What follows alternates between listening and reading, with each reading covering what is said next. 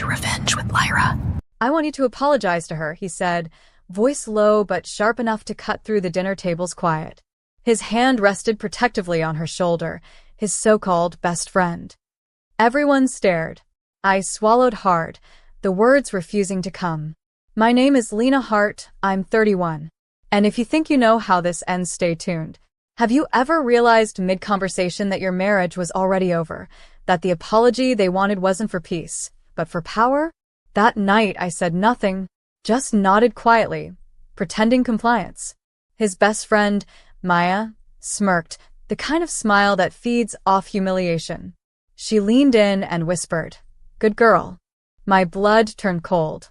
I spent the rest of dinner in silence while they laughed about boundaries and emotional maturity. I kept my face still, my voice gone. But in my chest, something ancient and calm began to wake. Not rage, not hurt, but precision. When we got home, he followed me into the kitchen, loosening his tie. "You could have at least looked sorry," he said. I looked up slowly. "You want a performance?" He blinked. "Excuse me? An apology that sounds perfect." I continued softly. "Like something you can tell her later, to prove you can still control me." He frowned, sensing danger, but too confident to step back. "Fine," I said, voice smooth as glass. "I'll apologize." He smiled, relieved, stupidly. But I wasn't planning an apology. I was planning a reveal. Because the one thing he'd forgotten was who handled all our finances, who knew his secrets, and who'd saved every screenshot of every late-night message to Maya. The game was about to change, and I never lose at my own rules. The next morning, I replayed his words in my head. Apologize to her. The tone wasn't just controlling. It was possessive, territorial. Like he wanted me to kneel. Maya had always been a shadow in our marriage. The kind of woman who texted at midnight, laughed too loud at his jokes, and always needed advice about her love life. Except her love life had my husband written all over it. So, I decided to play it differently. That evening, I texted Maya directly. "Let's meet for coffee tomorrow. I'd like to talk, woman to woman."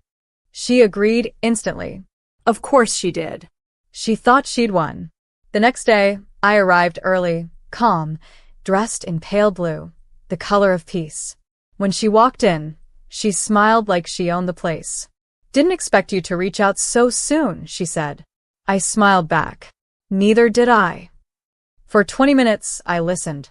Listened to her twist the story, how I was too sensitive, how he needed a softer space to talk, how she was just protecting him from stress. And then I slid my phone across the table. On screen, a compilation of screenshots, his messages to her, her replies, timestamps, photos. She froze. "You wanted an apology," I said softly. "Here it is." Her face drained of color. You've been spying?" "No," I replied calmly.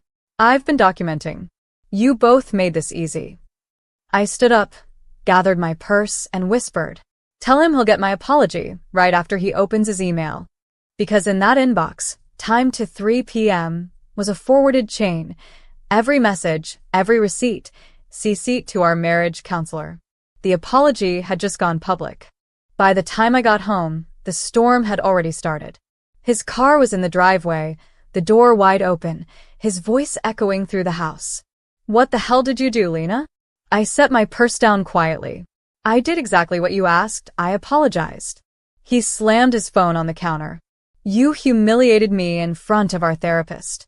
You made me look like some kind of cheater." I tilted my head. "You are one." He froze, eyes narrowing. "You've lost your mind." "Maybe," I said calmly. "Or maybe I just stopped pretending not to see what's been in front of me for months." He ran a hand through his hair, pacing. "You can't just ruin my reputation like this." "Funny," I said. "That's what betrayal feels like, something you can't control." The silence between us cracked like thunder. He tried to soften, shifting to his favorite tactic. "You're overreacting. You always twist things." I was just being kind to her. "Kind doesn't require secrecy," I said, stepping closer. "And it doesn't come with deleted messages." He opened his mouth, but nothing came out. Then I dropped the next card. I've already spoken to our lawyer. The joint account is frozen. You'll get the papers tomorrow. He blinked, stunned. You're divorcing me over this?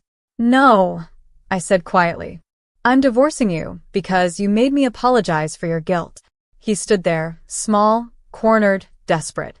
I grabbed my coat, the air thick with disbelief. Oh, and tell Maya, she might want to start job hunting. HR doesn't love emotional mentorship at work. I left him standing there with nothing but silence and shattered control. The game had changed. And this time, he wasn't the one moving the pieces. The next morning, I woke up to a dozen missed calls from him, from Maya, even from his mother. I didn't answer a single one.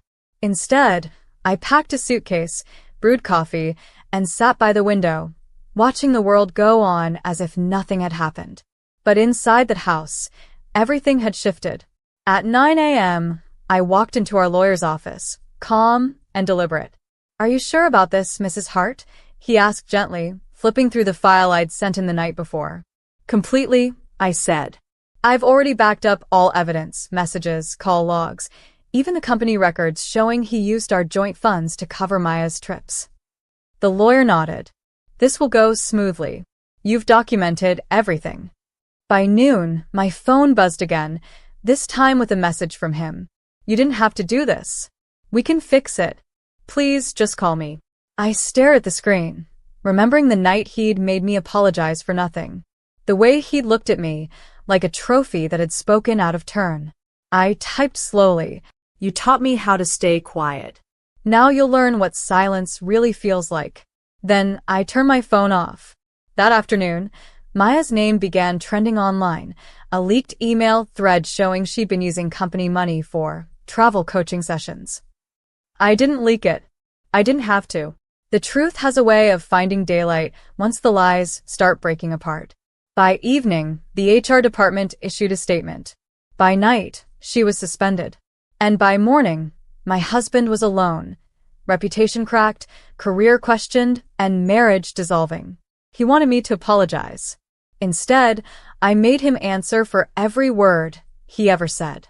By the end of the week, his perfect facade had shattered completely. The man who once corrected my tone at dinner was now begging in broken sentences.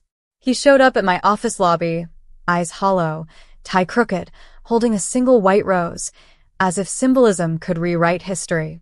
Lena, please. You've made your point. Don't destroy me. I stood still, every memory of his humiliation flickering through my mind, the dinners, the subtle insults, the night he made me apologize. And then I said quietly, You destroyed yourself. I just stopped cleaning up after you.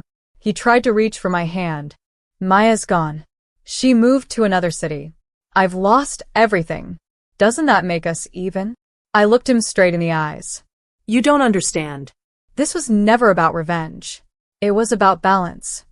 He flinched. What does that mean? It means, I said, voice steady. You spent years taking from me my confidence, my peace, my dignity. All I did was take them back. His lip trembled, but I didn't soften. Not this time. Leave, Ethan, I said, stepping aside. There's nothing left for you here. He hesitated for a long moment before finally walking away. As the glass doors closed behind him, I felt an unfamiliar lightness in my chest. Not triumph, not pride, freedom. Later that night, I sat in bed with a cup of tea and opened my laptop. In my inbox was an email from our therapist. Lena, I read your message. Thank you for speaking the truth. Healing begins with honesty. I smiled faintly, closed the screen, and turned off the light. For the first time in years, silence didn't feel like submission. It felt like peace earned. 2 weeks later, the divorce papers were signed. Simple. Clean. No tears, no shouting, just a quiet exchange of pens and finality. When I stepped out of the courthouse, the Florida air felt different. Lighter, almost forgiving. But peace never comes without echoes. That evening, my phone buzzed with a number I didn't recognize. It was Maya. Her voice was brittle, stripped of its old confidence. I lost my job, Lena. My reputation's gone. Are you happy now? I leaned against the railing of my balcony, looking out over the city lights. Happy, I repeated. No. But I'm free, She scoffed. You ruined 2 lives. I smiled faintly. No, Maya. I just stopped protecting them. Silence. Then a whisper, almost human this time. He told me you'd never fight back. I didn't, I said. I just stopped losing. She hung up. Afterward, I poured myself a glass of wine and opened a folder on my laptop. Final documents. Inside were screenshots, bank statements, messages, timestamps. The full digital trail of their deceit. I didn't need them anymore. I hovered over the folder and clicked delete. Because some evidence isn't for revenge. It's for closure. That night, as the rain tapped softly on the windows, I wrote in my journal for the first time in months. Strength doesn't always roar. Sometimes, it signs papers, closes doors, and never looks back. I wasn't the woman who begged to be understood anymore. I was the woman who learned to walk away with quiet power. And for the first time since I met him, I realized something profound. I didn't lose a husband. I just shed a cage. 3 months passed, and peace became my new rhythm. My mornings started with quiet, just coffee, sunlight, and the gentle sound of life moving forward. No yelling, no walking on eggshells. Just stillness. But one morning a letter arrived. Not an email. Not a message. A real handwritten envelope, the kind people send when they have nothing left but words. It was from Ethan. I'm in therapy. I finally see what I did to you. I don't expect forgiveness, but I hope you're happy now. I read it twice, then folded it carefully and placed it in a drawer, next to my old wedding ring. Not out of nostalgia. Out of closure. That same afternoon, my friend Mia came over, smiling. There's an opening for director of operations at the firm. You should apply. You'd be perfect. I laughed softly. You think so? She nodded.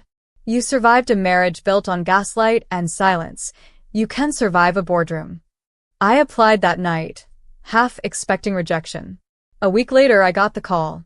Congratulations, Ms. Hart. We'd like to offer you the position. When I hung up, tears finally came, but they weren't sad. They were the kind that wash away the residue of everything you once endured. I opened my journal and wrote, Healing isn't about erasing pain. It's about turning it into direction. For years, Ethan's control defined me. Now my boundaries did. I wasn't the wife who apologized. I wasn't the woman who kept quiet. I was Lena Hart, unbroken, unstoppable, and finally free. The apology he demanded became the turning point I never saw coming. And the silence he mocked became my greatest weapon. A year later, I stood in front of a room full of women, strong, quiet, brave, as I spoke at a local empowerment conference. The banner behind me read, Rebuilding After Betrayal. I smiled, steady and sure. Sometimes the apology they demand, I said, is just their way of keeping control. But the moment you stop explaining yourself, that's the moment you start living. The audience was silent, listening, breathing the same truth I'd once been too afraid to speak. After my talk, a young woman approached me, clutching a notebook. I saw your article about setting boundaries, she said softly. It helped me leave a toxic relationship. Thank you. I held her hand and whispered, You did that yourself. That night, I drove home with the windows down, the city lights passing like memories I no longer needed to keep. My apartment was warm, filled with small reminders of my new life, flowers for my team, the framed photo of me at my first company award, and a single candle burning quietly on the table. I poured tea, opened my journal one last time, and wrote, Peace isn't the absence of pain. It's the choice to stop returning to it. Then I took out the last thing that connected me to Ethan, the letter he'd sent months ago, and fed it to the flame. The paper curled, blackened, and vanished, taking every remnant of apology, guilt, and regret with it. The fire flickered softly, reflected in the window like a heartbeat finally settling. I wasn't the woman who needed his validation anymore. I was the